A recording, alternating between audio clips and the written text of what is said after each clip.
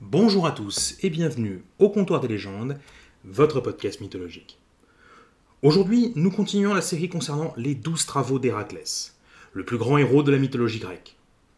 Nous allons donc parler de sa deuxième tâche, celle qui va consacrer aux yeux de tous son statut de héros, le combat d'Héraclès contre l'hydre de Lerne.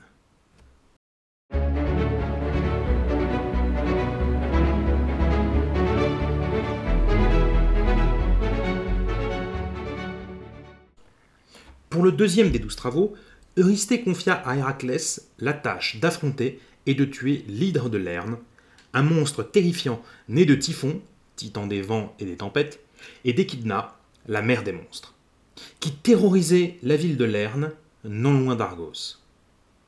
Monstre colossal, au corps serpentiforme, elle possédait un long cou et une tête à mi-chemin entre celle du chien et du serpent, et dévorait quiconque s'approchait trop près de son antre.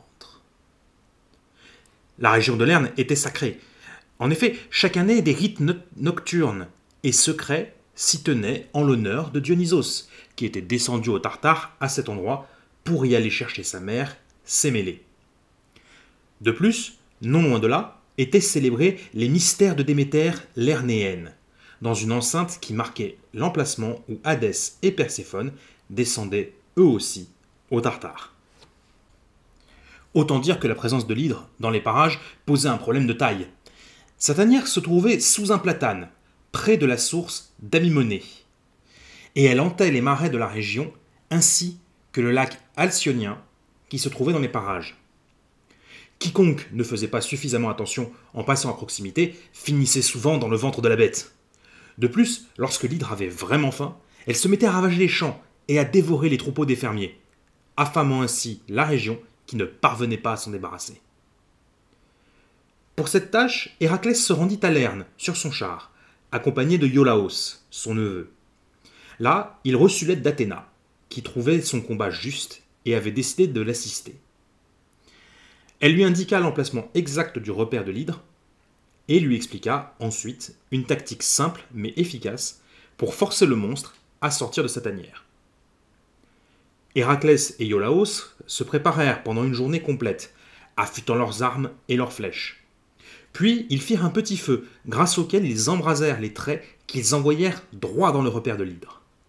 Les flammes et la fumée forcèrent la bête à sortir, et Héraclès se jeta sur le monstre pour l'affronter.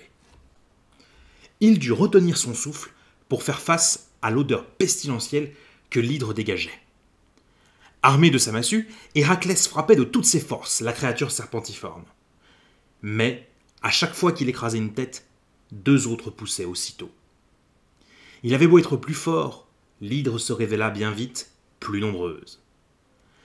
À chaque fois qu'elle parvenait à l'enserrer entre ses anneaux, Héraclès réussissait à se dégager. Mais à chaque fois qu'il brisait un crâne, celui-ci était aussitôt remplacé. Voyant tout de même que l'hydre avait du mal à se débarrasser d'Héraclès, Héra, toujours furieuse de voir le fils de Zeus encore en vie, envoya un crabe monstrueux pour harceler Héraclès et venir en aide à l'hydre. Celui-ci se rapprocha discrètement et se mit à assaillir le demi-dieu de cette pince, lui infligeant de terribles blessures. Héraclès, excédé, se dégagea des prises de l'hydre et s'occupa du crabe. D'un coup de massue d'une rare violence, il l'écrasa en une seule frappe, le réduisant aussitôt à l'état de purée. Puis il se replia pour retrouver Iolaos et établir une nouvelle tactique. Les têtes de l'hydre qui repoussaient étaient là le plus gros problème. Il fut donc décidé qu'il devrait empêcher cela.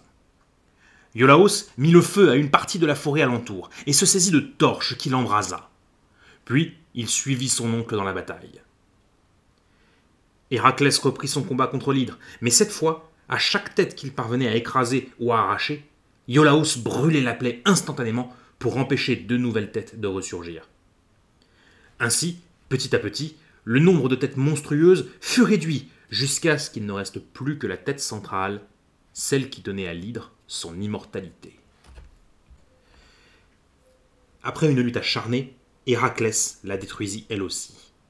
Il dépeça la bête à l'aide d'une serpe trouvée non loin, et, du fiel qui servait de sang à l'hydre, il enduisit toutes ses flèches, les rendant ainsi empoisonnées et encore plus redoutables. Puis, alors que l'hydre continuait de pousser des sifflements stridents malgré la mort, il enterra la carcasse à côté de la route menant de Lerne à Éléonte. Sur le trou qu'il avait fait, il disposa un énorme rocher pour être sûr que personne ne pourrait jamais dégager le cadavre. À son retour chez Eurysthée, ce dernier, apprenant qu'Héraclès avait reçu l'aide de son neveu Iolaos, refusa de compter cette tâche comme l'un des 12 travaux, et ce, malgré la réussite du demi-dieu. Mais cela n'empêcha pas cette prouesse d'entrer dans la légende. Bien sûr, ce n'était là que le deuxième des 12 travaux.